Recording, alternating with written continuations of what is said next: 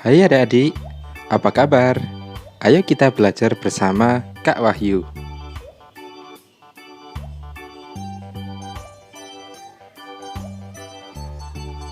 Adik-adik, kali ini kita akan mempelajari hubungan antar makhluk hidup.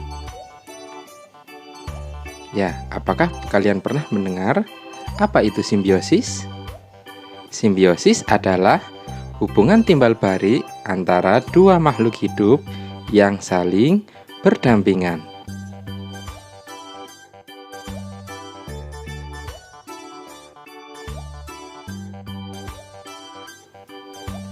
Kata simbiosis sendiri berasal dari bahasa Yunani, yaitu sim artinya dengan dan biosis artinya kehidupan.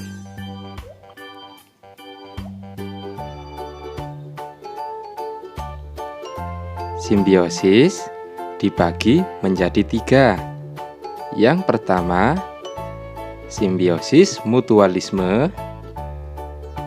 Yang kedua, simbiosis parasitisme. Dan yang ketiga, simbiosis komensalisme.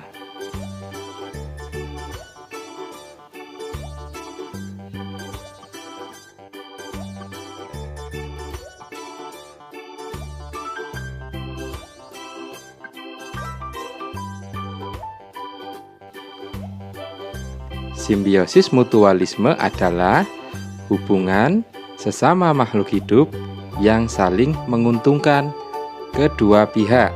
Ingat, simbiosis mutualisme adalah hubungan sesama makhluk hidup yang saling menguntungkan kedua pihak. Apakah kalian sudah mengetahui apa sajakah contoh simbiosis mutualisme?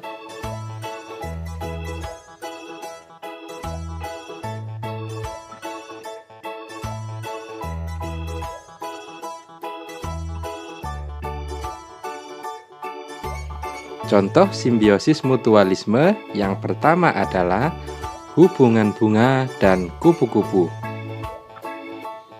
Kupu-kupu akan mendapatkan nektar dari bunga, sedangkan bunga sendiri akan merasa diuntungkan karena kupu-kupu membantu dalam proses penyerbukan.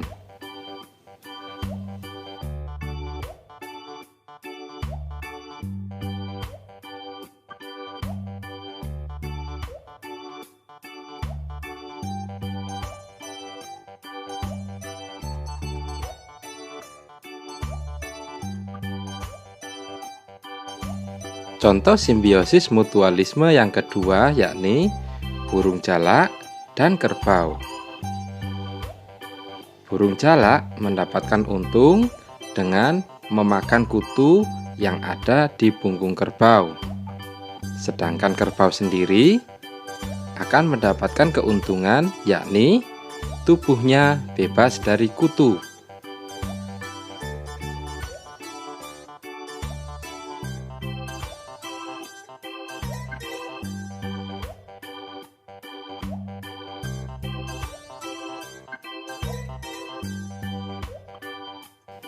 Contoh simbiosis mutualisme yang ketiga yakni ikan badut dan anemon laut. Ikan badut merasa diuntungkan karena mendapat perlindungan dari anemon yang memiliki sengatan untuk ikan-ikan predator. Sedangkan anemon laut mendapatkan nutrisi dari ikan badut yang berasal dari kotoran dan sisa-sisa makanannya.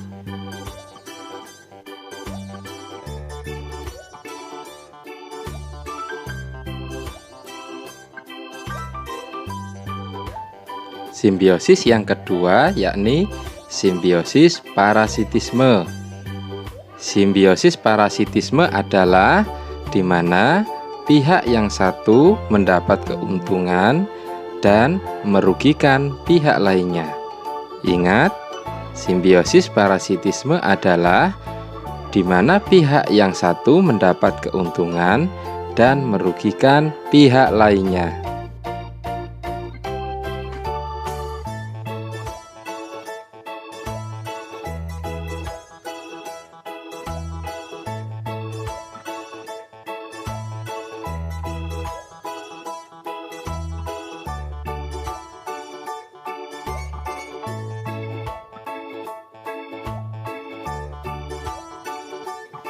Contoh dari simbiosis parasitisme yang pertama adalah lalat buah dan buah-buahan. Lalat buah mendapat keuntungan dengan cara menaruh telurnya di buah-buahan yang kemudian telur tersebut akan menjadi larva. Namun akan merugikan buah-buahan karena buah-buah tersebut akan menjadi busuk dan layu.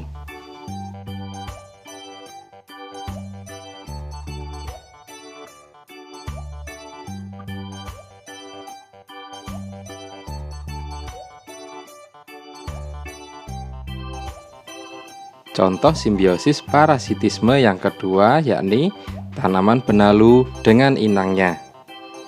Tanaman benalu merasa diuntungkan karena mendapat nutrisi dari inangnya. Sedangkan inangnya akan merasa dirugikan karena nutrisinya akan diambil oleh benalu.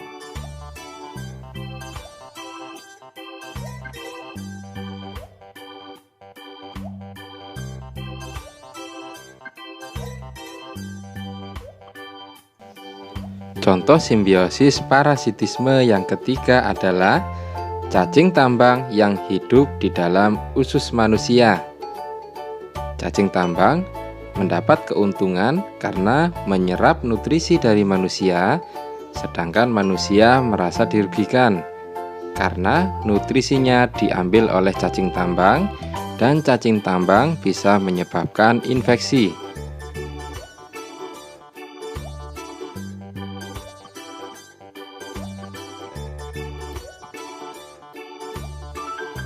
Nah, inilah simbiosis yang ketiga, yakni simbiosis komensalisme. Simbiosis komensalisme adalah di mana pihak yang satu mendapat keuntungan, tapi pihak lainnya tidak dirugikan dan tidak diuntungkan.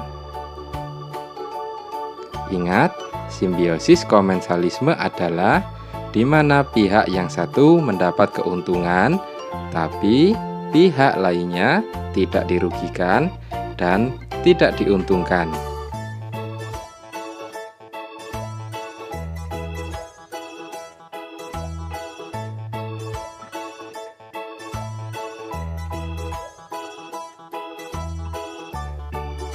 Contoh simbiosis komensalisme yang pertama adalah anggrek dengan inangnya. Anggrek mendapat keuntungan karena dapat menempel pada inangnya. Namun, tumbuhan inang tidak merasa dirugikan karena anggrek tidak mengambil nutrisi dari pohon inangnya. Dan tumbuhan inangnya juga tidak merasa diuntungkan.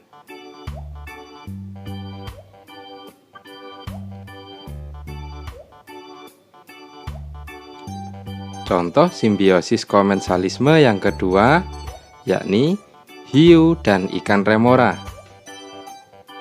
Ikan remora mendapat keuntungan dengan cara memakan sisa-sisa makanan dari hiu. Namun, ikan hiu sendiri tidak merasa dirugikan dan juga tidak merasa diuntungkan. Nah, cukup menarik bukan materi hari ini tentang simbiosis?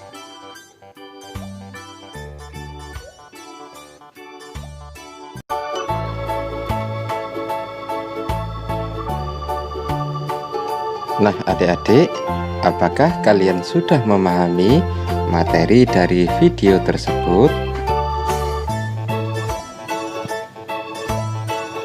Jangan ingat lelahnya belajar, tapi ingatlah buah manis yang bisa dipetik kelak ketika sukses.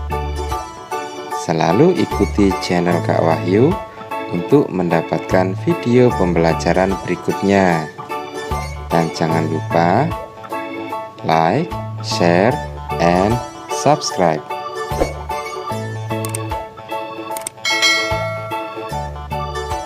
Terima kasih.